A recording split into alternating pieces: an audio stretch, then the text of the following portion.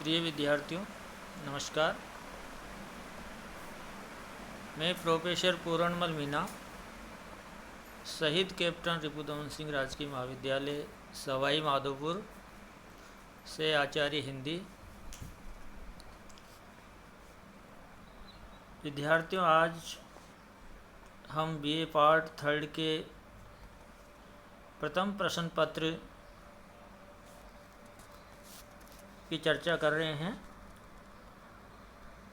पूर्व में हम इनकी अनेक विधाओं के बारे में जानकारी दे चुके हैं। अब हम आधुनिक काव्य की जो कविता संग्रह है उसमें सर्वप्रथम जो कवि है मैथिली शरण गुप्त, उनके द्वारा जो कविताएं लिखी गई है, इस निर्धारित पाठ्यक्रम में उन पद्यांशों पर हम चर्चा करेंगे। इसमें सर्वप्रथम मैथिली शरण गुप्त की जो कविता है द्वापर यानी विग्रता। विग्रता से तात्पर्य हमारा है तिरस्कृत, तिरस्कार। तो इस काव्य में मैथिली शरण गुप्त ने ये कथा भागवत काव्य से ली है और मैथिली शरण गुप्त इस कविता के माध्यम से व्यक्ति की मनोदशा को जानने का प्रयास करते हैं। उन्होंने जो पीड़ा अपने जीवन में भोगी है उसी को यहाँ पर रखा है, इसलिए इस काव्य को हम विचार प्रधान काव्य भी कहते हैं। भागवत बहुत बड़ा महाकाव्य है, किंतु इस महाकाव्य में नारी को क्षणिक स्थान दिया गया है, बहुत कम स्थान मिला है। इसीलिए मैथिली शरण गुप्त ने इसे विग्रता का नाम कहा है। विग्रता यानी तिरस्कार, नारी का तिरस्कार। और जो सदियों से जो परंपराएं चली आ रही है, जो नारी को केवल मात्र भोग्या के रूप में माना जाता है, न वो दान कर सकती है। कहने का तात्पर्य है कि नारी पूरी तरीके से तिरस्कृत है, उसको कुछ भी पाने का हक नहीं है। इसी बात को इन्होंने अपनी कविता के माध्यम से बताने का प्रयास किया है। तो सबसे पहला जो पद्यांश है, राम राम हाँ ठहरो ठहरो, ये तुम क्या करते हो, अबला कहकर भी मुझको यूं बलपूर्वक धरते हो। लज्जा भी छोड़ी क्या तुमने, छोड़ी जहाँ दया है, तन न जाए पर मन तो मेरा अपनी गेल गया है। जिस प्रकार से हम किसी को बंधुआ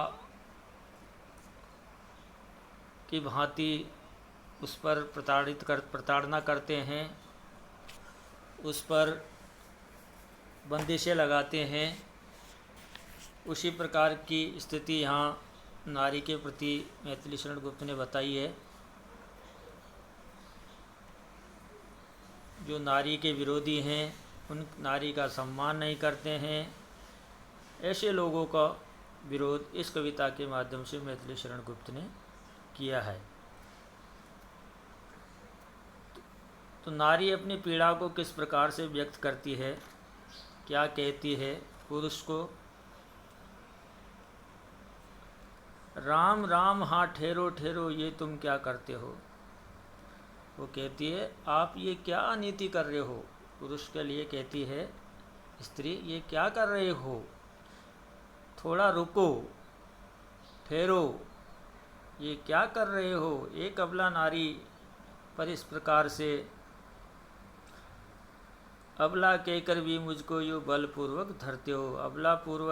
अबला नारी कहकर इस प्रकार अपने ताकत से, अपने बल से मुझे क्यों जकड़ रहे हो, क्यों पकड़ रहे हो? कहने का तात्पर्य कि क्यों ज़बरदस्ती करने का प्रयास कर रहे हो। आगे कहती है, लज्जा भी छोड़ी क्या तुमने? स्त्री कहती है कि आपने लज्जा नाम की कोई चीज़ नहीं छोड़ी है, लज्जा को भंग कर दिया है। और छोड़ी जहाँ दया है, और दया को तो आपने पूर्ण रूप से त्याग ही दिया है। किंतु तन न जाए पर मन तो मेरा। कहती है कि ठीक है, आपका मेरे तन, मेरे मन पर अधिकार हो सकता है, शरीर पर अधिकार हो सकता है, उसको बलपूर्वक अपनाया जा सकता है, किंतु मन तो मेरा है, वो आपके बल के अधीन नहीं होगा। क्योंकि मन हमेशा अपनी इच्छा अनुसार कार्य करता है, अपनी गेल गया है, और वो अपनी स्वेच्छा अनुसार ही अपने रास्ते पर चलता है। इसमें आपका बल नहीं चलेगा। इस प्रकार से जो नारी है, तिरस्कृत नारी, जिसका पुरुष समाज में अपना दम भरता है, उसे भोग्या, परकिया, अनेकों नामों से वो पुकारा जाता है, उसे किस प्रकार से प्रताड़ित किया जाता है। ऐसे आचरण करने वाले लोगों की ये जो विकृता है, जो नारी है, इस तिरस्कृत, वो इसकी भर्त्सना करती है, निंदा करती है। तो इस प्रकार से इसमें अपनी पीड़ा को रखती है। अगला, लोहित नेत्र फड़कते नुथने, विकृत बदन खर वाणी, नारायण मेरे नर में है, कौन नया ये प्राणी, रौद्र नहीं विभत्स असुचिये, आओ अरे नहाओ, ये शरीर अब कहाँ जाएगा, शुद्ध शांति तुम पाहो। लोहित नेत्र फड़कते नतने, लोहित जो शब्द है वो खून का प्रतीक माना जाता है, जो गुस्से का भी प्रतीक है। आँखें लाल होती है, चेहरा तमतमा जाता है, उसका प्रतीक माना गया है। खर जो शब्द आया है, विकृत वदन खर वाणी, कर्कश विचारधारा, और विकृत वदन जिसमें विकार भरे हुए रहते हैं, इसका चेहरा टेढ़ा मेढ़ा हो जाता है। और असुचि, विभत्स असुचि है, अपवित्र जिसको कहते हैं। शुद्ध शांति तुम पाओ। तो देखिए व्यक्ति किस प्रकार से गुस्से में, क्रोध में अपने चेहरे के भाव को किस प्रकार से बनाता है, गुस्सा प्रदर्शित करता है। उसे शांत करने के लिए यह नारी किस प्रकार से अपनी बात को कहती है। लोहित नेत्र फड़कते नतने, विकृत वदन खर वाणी। नारी कहती है कि आपके जो नेत्र है, जो आपके क्रोध के कारण से लाल हो चुके हैं, आपके जो नथुने हैं, नेत्र है, होठ है जो फड़फड़ा रहे हैं, और आपका जो चेहरा है वो तमतमाता हुआ, गुस्से से भरा हुआ, और आपकी जो वाणी है विकृत वदन खर वाणी, वो कैसी प्रतीत होती है, कर्कश जैसी, जिसको कोई सुनना भी पसंद नहीं करता। कहती है नारायण मेरे नर में है। कहते हैं कि भगवान तो पुरुष निवास करते हैं,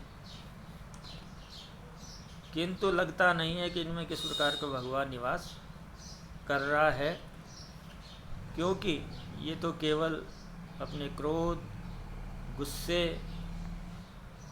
आदि का आचरण करते हैं। इसलिए आपको इस प्रकार के आचरण से मुक्त होने की आवश्यकता है।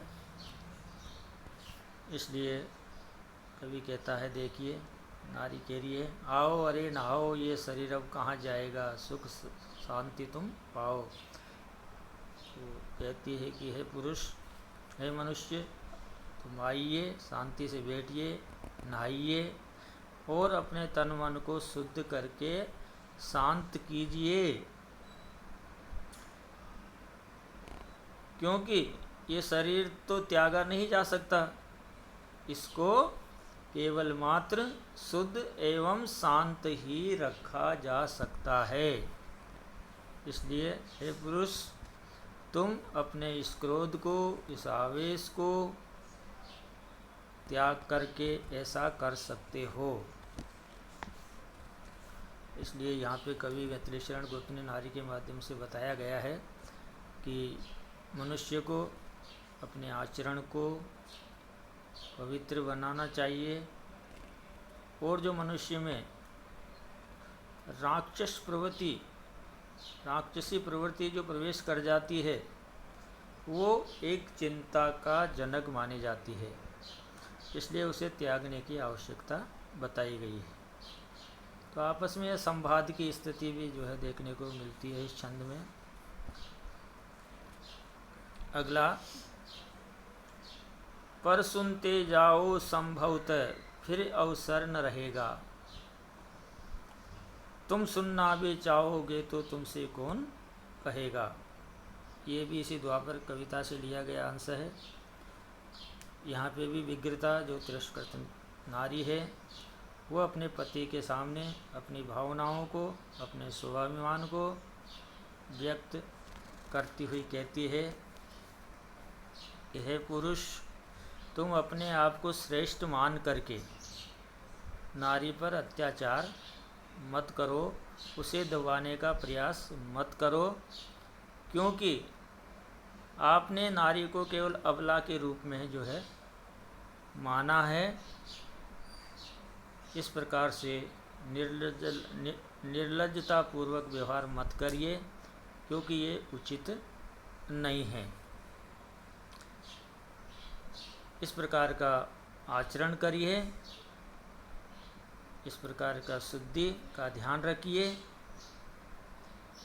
इसलिए आप मेरी इस बात को भली भांति जानने का प्रयास करिए। इस प्रकार से नारी अपनी बात को इस विग्रता कविता के माध्यम से जो है रखती है, समाज को संदेश देती है कि नारी पर व्यर्थ का क्रोध नहीं करना चाहिए, उसे सम्मान देना चाहिए। पति पत्नी के बीच के जो रिश्ते हैं, पवित्र रिश्ते, उसको संभालना चाहिए, अपनाना चाहिए। यही इस कविता की महत्ता है। विद्यार्थियों, कल हम इस पर आगे और चर्चा करेंगे। तब तक के लिए नमस्कार।